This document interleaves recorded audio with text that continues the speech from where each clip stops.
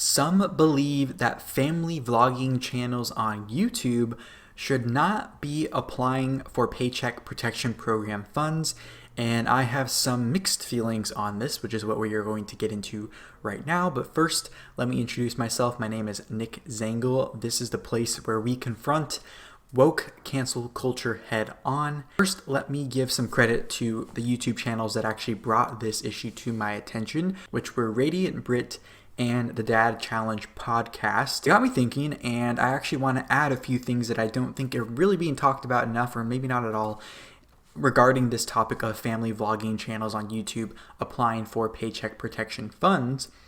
And some of those thoughts actually may come to those family vlogging channels' defenses. And then later on, one of those channels that I just mentioned, I will share some warnings or some criticisms I have of one of them, but you have to stay tuned till the end of the video to hear those thoughts. So the main question that came to my mind is, why is their business, family vloggers, not allowed to apply for this program or not in need of these loans if in order for them to make money online, they need to pay someone to create their product, meaning pay someone to edit their videos or pay someone to upload their videos, create their thumbnails, create graphics, manage their account, manage their business, their funds, their sponsorships, whatever the case may be. How is that any different from someone else paying anybody else a wage in order to create a product that they in turn sell to provide for their family? I will say I do get frustrated when I see people, businesses, taking out PPP, Paycheck Protection Program funds, who may not need the funds.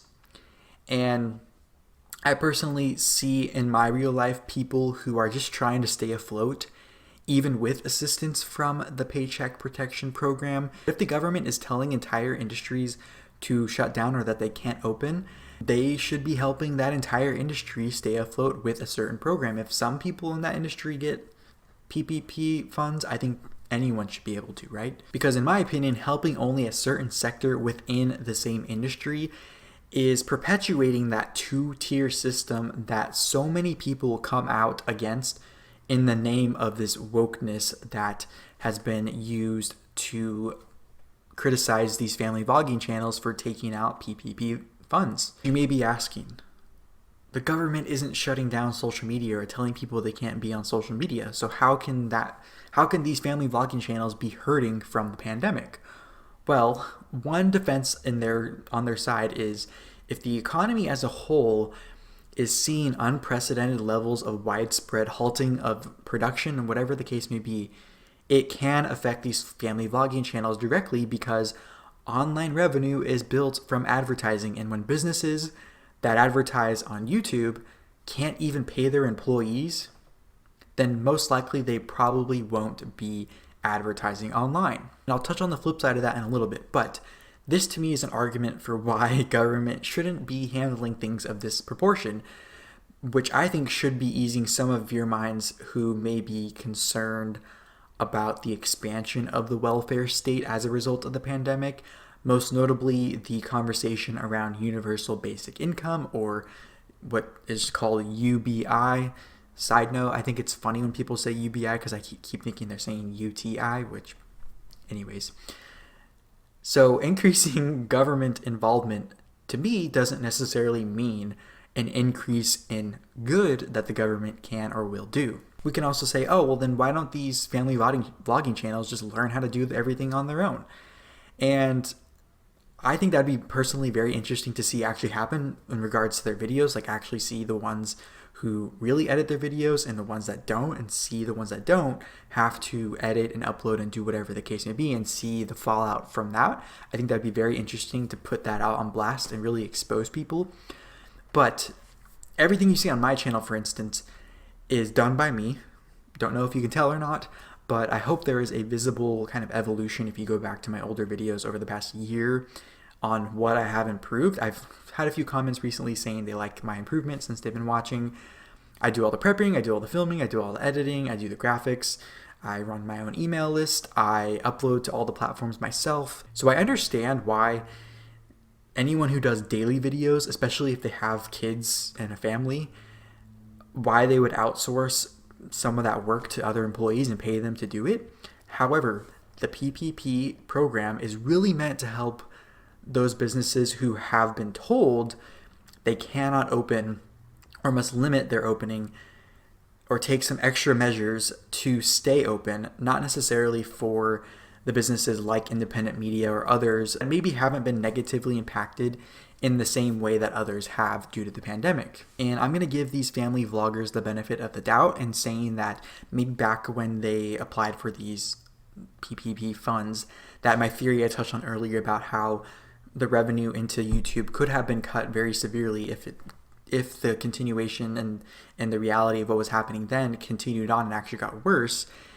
But the optics of the whole situation for them now is really bad, considering people are now aware that any really online-based business is more likely to survive the pandemic with less harm than the brick and mortar businesses, from just a general standpoint, from the way society is going in general, but also it's all been accelerated due to the pandemic response. Just like any other government assistance, it relies on people being honest in most cases. So I'd love to see this standard of outrage applied to every other form of assistance offered by the government in regards to people taking advantage of the situation. I personally do not think anyone is entitled to government assistance. This is why I believe government should have little to do with our everyday decisions as possible, because in the pandemic's case, it should have been left, in my opinion, to individuals to decide how they manage themselves in response to the pandemic.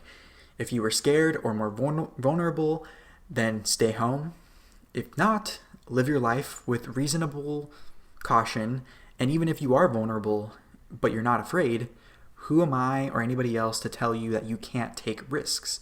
Because what we are seeing now is the people in power are holding on to that power for dear life, because it appears that we basically just handed it over to them very, very easily. And this expansion of government assistance has given more opportunity for others to take advantage of things meant to actually help people who really need it. And we've seen, no matter how strict the mandates are in response to the pandemic, no matter how many rules that there's set in place for the PPP program, people are going to get around them somehow, and it's only up to people to find out and expose it, like the people on YouTube and elsewhere. I want to move on to my warning to one of the channels I just mentioned, and that is the Dad Challenge podcast. Now, the problem I have with the Dad Challenge podcast in particular is his mentality and what he portrays on his channel as this attitude of, if someone does something he thinks is unconscionably wrong, then they need to be canceled,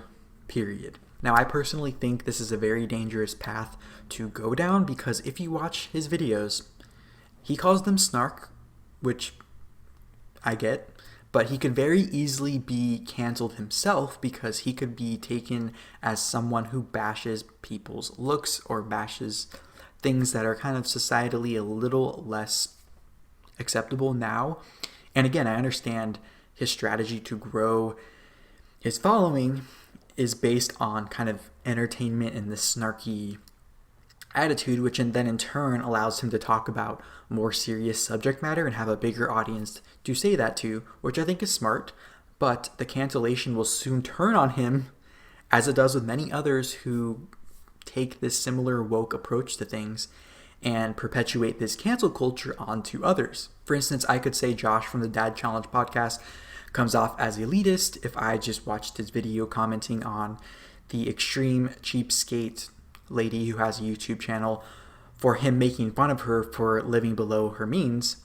And if I coupled that with the fact that he talks about and shows that he owns a Tesla, I could interpret his whole life as him being out of touch, and the whole woke cancel culture movement that he, in my opinion, panders to might, in my opinion, and probably will eventually show a side of themselves to him that probably won't work out too well in his favor, or will put him in a very interesting position. So I want to know what your experience has been, or maybe you have a story about the PPP, Paycheck Protection Program, or any government assistance program for that matter, whether you've been a recipient of one, or you know someone who has, or maybe you have worked in that industry or in a field where this is a prominent part of it.